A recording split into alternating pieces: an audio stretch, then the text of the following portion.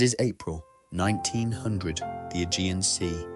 A violent storm howls across the dark water. The wind tears the white crests off the waves. Freezing rain lashes the wooden deck of a small boat. The vessel fights a heavy surge. The boat belongs to Greek sponge divers.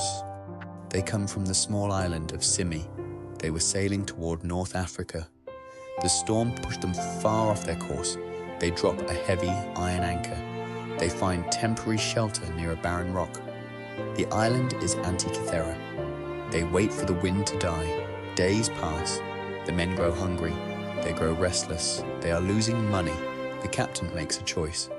His name is Dimitrios Kondos. He is a pragmatic man. He has a thick beard. He has calloused hands. He orders his men into the water. They will dive for sponges here. The water is dangerously deep. It is 45 meters down. Elias Stadiatis is the first diver to go. He is young. He is strong. He wears a heavy canvas diving suit. The stiff fabric scratches his skin. He smells stale rubber inside the suit. He smells thick grease. The crew helps him. They lower a massive copper helmet over his head. They bolt it to a heavy metal collar. The metal grinds. The seal is tight. A thick rubber hose trails behind him. Two men stand on the heaving deck. They crank a brass air pump. They force air down the long line. Stadiatis falls backward into the sea. The cold water swallows him. He sinks through the dark green gloom. The pressure squeezes his thick suit. He lands heavily on the sea floor. He stirs up a cloud of pale sand. He looks through the thick glass window. The light is very dim. He sees strange shapes in the mud. He walks forward. His heavy lead boots sink into the silt. He stops. He stares at the rocks. The rocks are not rocks. He sees a human arm.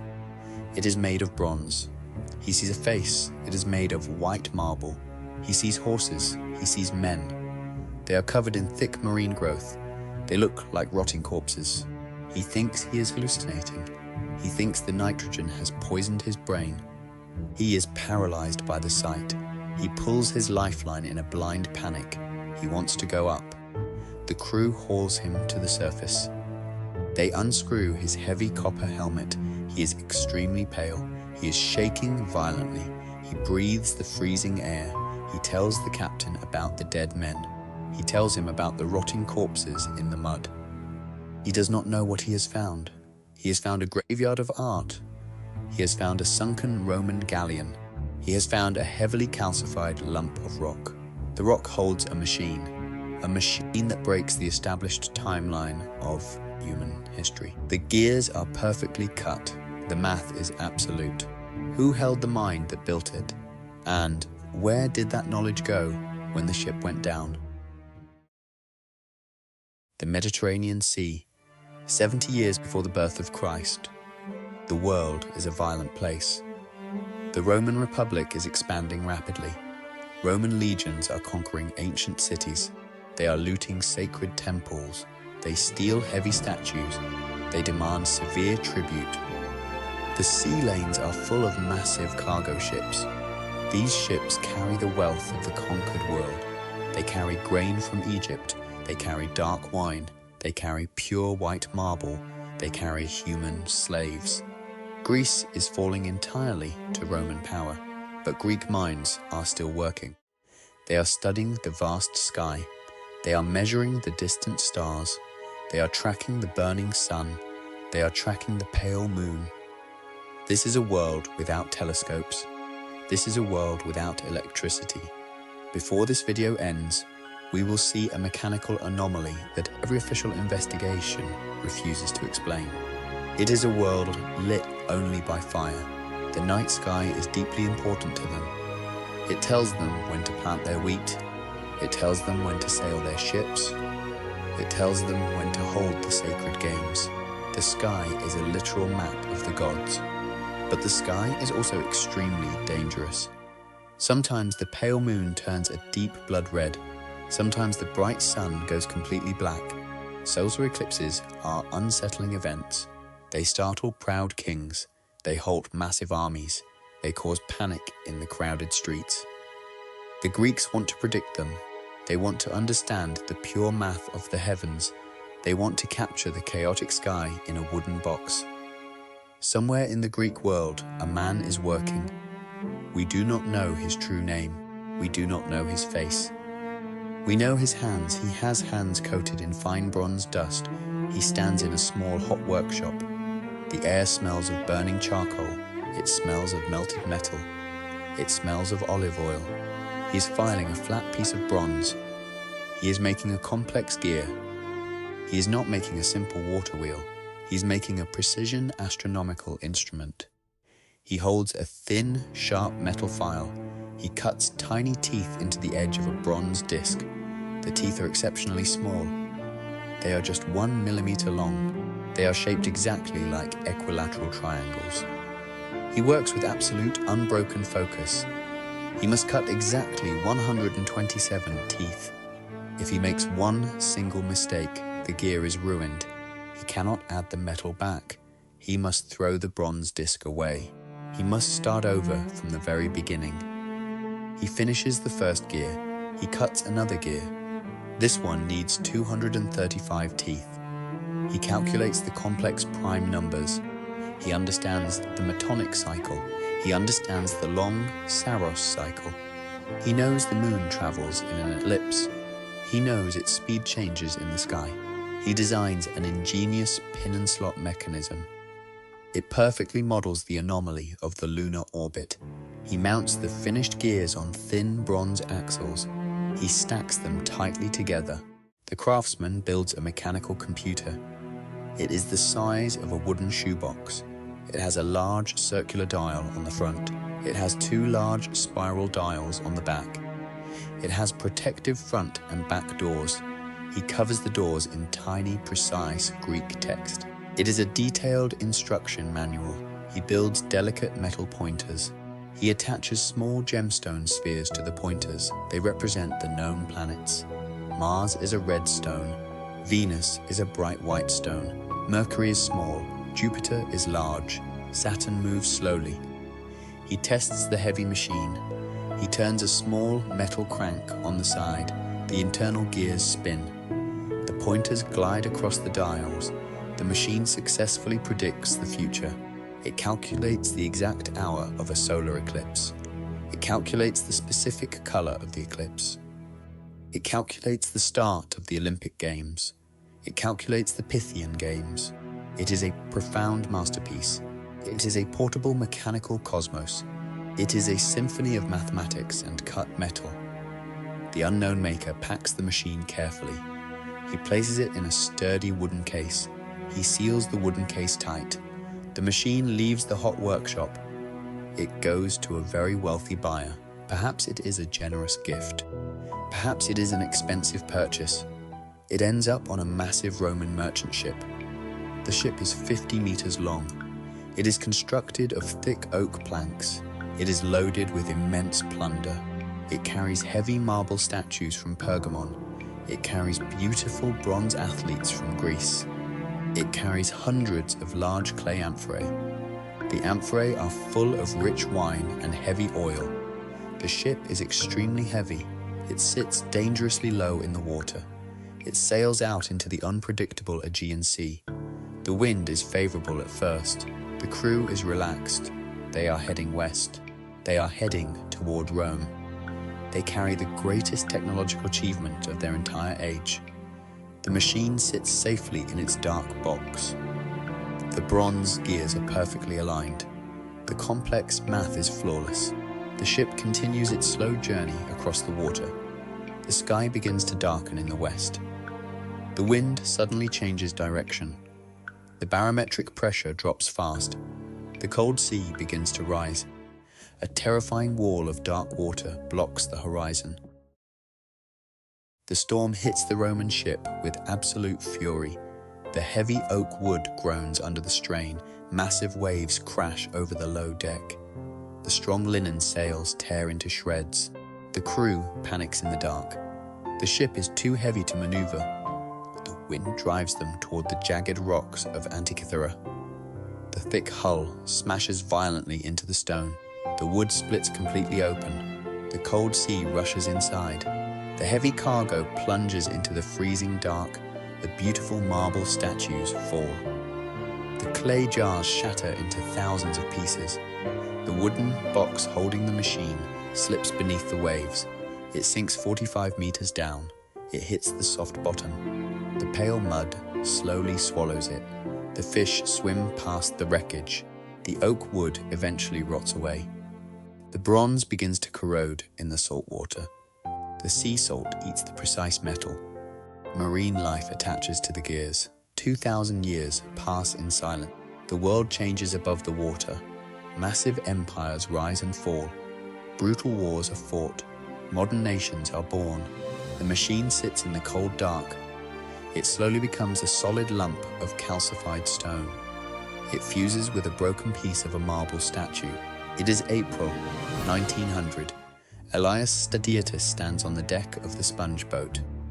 He tells Captain Kondos about the rotting corpses. Kondos does not believe his diver. Kondos is a very practical man. He thinks Stadiatis has severe nitrogen narcosis. Kondos puts on the heavy canvas diving suit himself. He wants to see the corpses with his own eyes. He drops straight into the dark water. He sinks 45 meters down to the seafloor. He reaches the muddy bottom. He sees the strange shapes in the gloom. He walks heavily over to them. He realizes they are ancient statues. He grabs a loose piece from the mud. It is a heavy bronze arm. He signals the crew above. They pull him up to the surface. He drops the bronze arm on the wet wooden deck.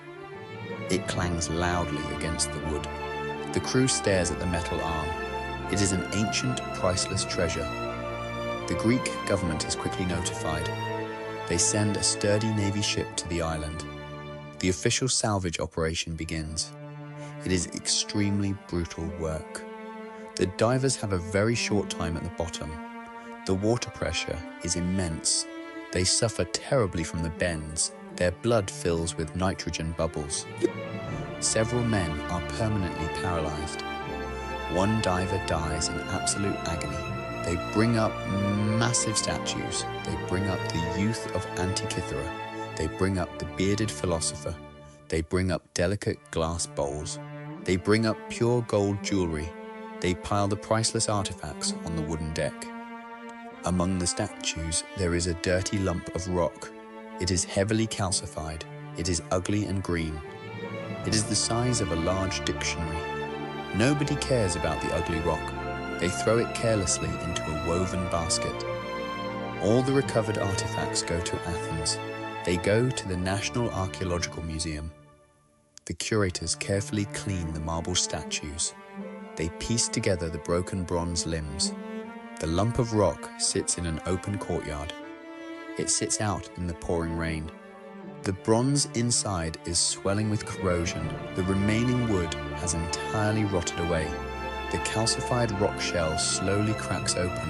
The lump splits into several distinct pieces. The inside is finally exposed to the air. It is May 17th, 1902. Valerios Stias visits the busy museum. He is a prominent Greek archaeologist. He has a very sharp eye for detail. He wears a tailored suit. He walks slowly through the back storage rooms. He looks at the discarded, unimportant fragments. He picks up a piece of the calcified rock. He looks very closely at the broken surface. He sees something utterly impossible. He sees a perfectly formed gear wheel. It is made of deeply corroded green bronze. It has precise, tiny triangular teeth. He sees ancient Greek letters engraved near the gear. He is profoundly shocked. He knows the standard history of technology. He knows gears like this do not exist in antiquity. He thinks it is a bizarre anachronism. He thinks a modern clock fell onto the ancient shipwreck. He confidently announces his discovery to the world. The academic world completely dismisses him. They say a Greek machine is impossible. They say the ancient Greeks simply did not have this technology. They say it must be a modern astrolabe. The museum staff takes the fragments away. They put them in a simple glass display case. They label it with a vague description. they effectively ignore it. The broken machine sits in the quiet museum. It is broken into 82 distinct fragments. It is completely silent. It waits for someone to finally understand it. The truth remains firmly locked in the green metal. The tiny gears cannot turn.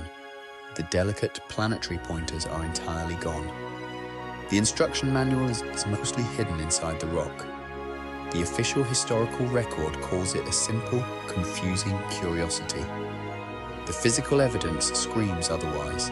The artifact is placed in a small wooden box. The museum closes for the night. The large room goes completely dark. Three primary theories emerge over the next century. Historians desperately want to explain the impossible object. They act like detectives working a cold case.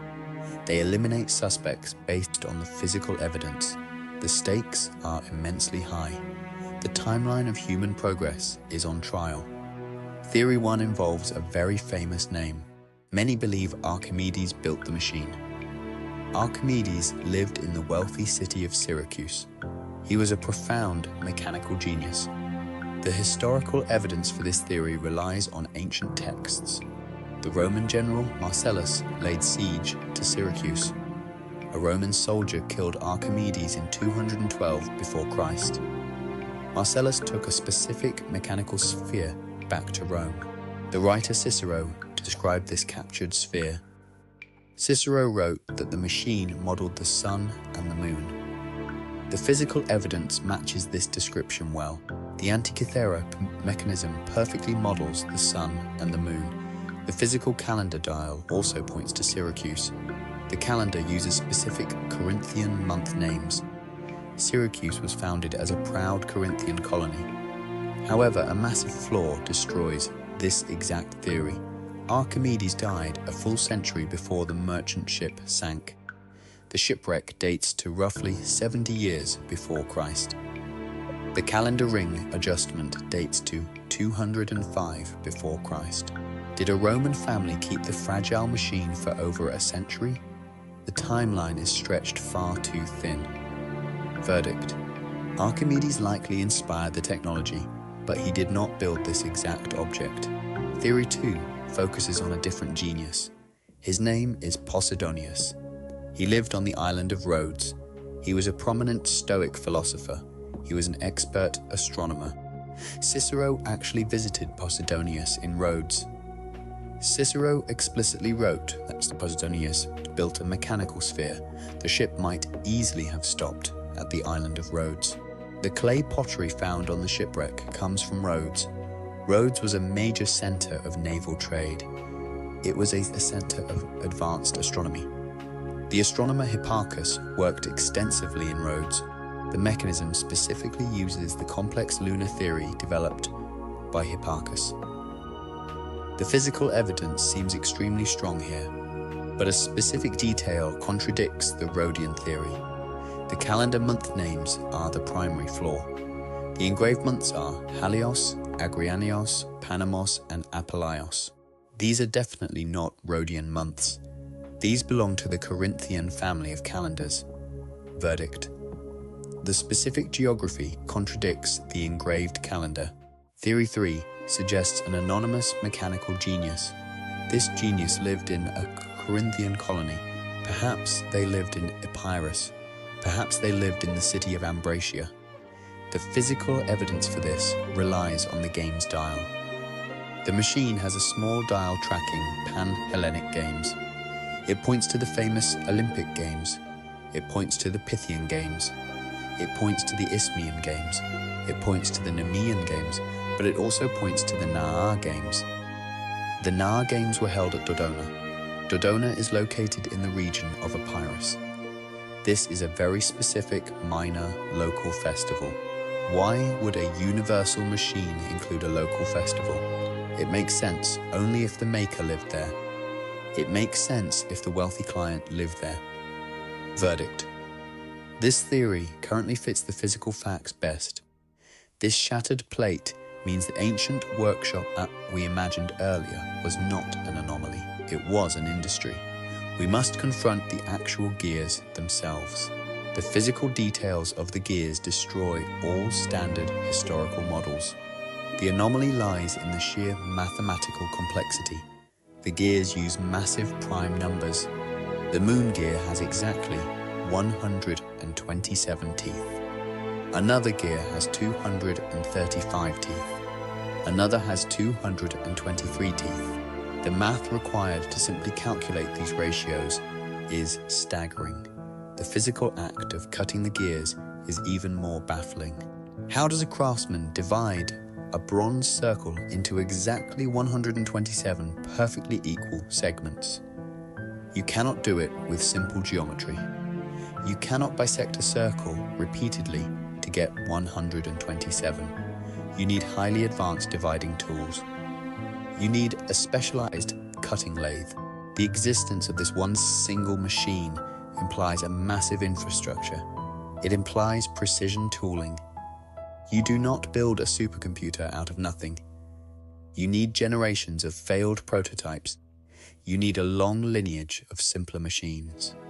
We have absolutely none of them. This is the central anomaly. The machine exists in a total historical vacuum. It is a technological ghost.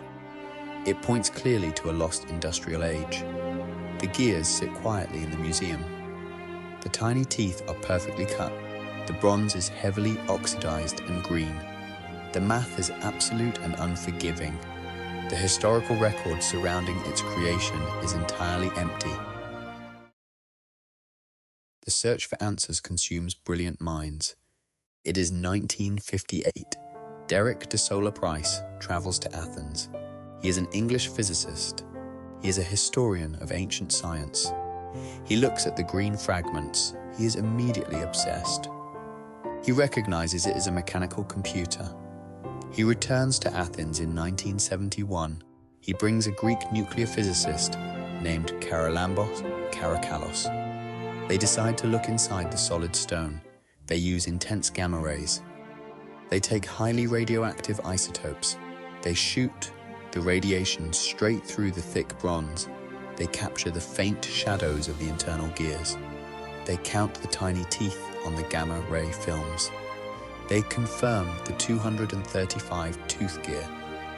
Price publishes a massive paper called Gears from the Greeks. He changes the world's understanding of ancient technology, but his mathematical model has several flaws. He forces the tooth counts to fit his preconceived theory. The physical evidence on the film does not perfectly match his math. Enter Michael Wright. He is a former curator at the Science Museum in London. He is a highly practical mechanic. He builds complex things with his own hands. He takes old, traditional clockmaker tools. He cuts new bronze gears by hand. He wants to prove exactly how it was made. He goes to Athens in the 1990s. He brings heavy linear tomography equipment. He takes highly detailed slice-by-slice X-rays of the fragments. He proves Price wrong on several internal gear trains. Wright builds a fully working brass model. He proves the front dial displayed all 5 known planets. It displayed Mercury. It displayed Venus. It displayed Mars. It displayed Jupiter. It displayed Saturn. He proves they used complex epicyclic gearing for all of them. He shows gears riding upon other gears. Enter Tony Freeth. The year is 2005. Freeth is a mathematician. He forms the Antikythera Mechanism research project. He brings a massive custom-built machine to Greece. It is called the Blade Runner. It is an 8-ton microfocus X-ray computed tomography scanner. They load the massive scanner onto a heavy truck in England. They drive it all the way across Europe. They carefully place it in the basement of the Athens Museum. They place the 82 fragile fragments inside the scanner. They generate highly detailed, 3-dimensional digital models. They finally see everything. They see the tiny Greek letters hidden deep inside the calcification. They read the ancient user manual. They read the mathematical rules of the cosmos. The text explicitly names the exact colors of the eclipses. The text describes the small spherical models of the planets. The researchers spend years staring at the bright digital screens. They translate the ancient dial instructions.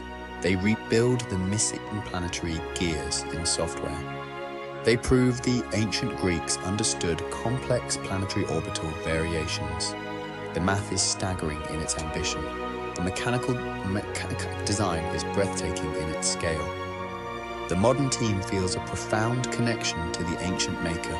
They feel they are reading his private thoughts. But the more they look, the more they see the physical reality of the bronze. The microscopic flaw in the bronze is the single most disturbing piece of evidence. The teeth on the gears are cut beautifully, but they are not cut perfectly. There are tiny microscopic variations in the manual spacing. The errors are just a fraction of a millimeter. When you stack 30 interconnected gears together, these tiny errors multiply rapidly. The mechanical friction builds up inside the system. The bronze gears eventually bind against each other. The researchers realize a tragic truth. The machine was absolutely brilliant in theory, but the physical execution was fatally flawed. The mechanism almost certainly jammed. It probably broke after just a few months of use. The ambitious maker reached far beyond the physical limits of his materials. He built a machine his era could not fully support physically. The modern searchers sit in the dark museum basement. They stare at the glowing computer screens.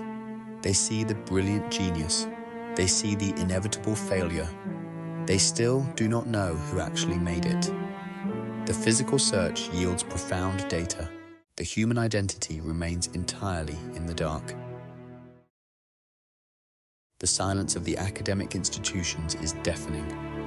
For half a century, the museum did absolutely nothing. The artifact sat quietly in a simple cigar box. Why did they ignore it? Because historians had a very rigid timeline of progress. The ancient Greeks gave us pure philosophy. The Romans gave us heavy civil engineering. The Renaissance gave us experimental science. The Industrial Revolution gave us complex machines. The Antikythera Mechanism breaks this linear timeline entirely. It proves the ancient Greeks had highly advanced precision mechanical engineering. The prominent historians simply did not want to rewrite the textbooks. They intentionally ignored the physical evidence in the museum. They chose the comfortable silence of denial. They dismissed the hard bronze gears as a fluke. What else is completely silent? The ocean floor. The Greek government heavily restricted diving at Antikythera for decades. They closely guarded the dangerous wreck site. In 1976, Jacques Cousteau returned to the island. He brought his famous ship, the Calypso. He brought a diving saucer. He vacuumed the sandy seabed with large hoses. He found a few ancient coins. He found a few very small bronze fragments. He did not find the large missing gears. The front planetary display is completely missing from the fragments. We have the engraved text describing the planetary display. We have the bronze mounting pillars for the planetary gears. We do not have the gears themselves. Where are they? Did they corrode completely into nothing? Were they secretly looted by the sponge divers in 1900? Are they still buried deep in the freezing sand? The silence of the lost mechanical lineage is profound. We have one highly complex machine. Where are all the others? A technology this advanced is not invented just once. It is carefully developed over many generations.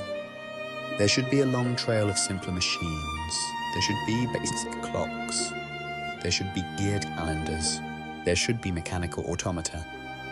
They are all completely gone. Perhaps Roman soldiers melted them down for bronze weapons. Perhaps severe earthquakes destroyed the coastal workshops.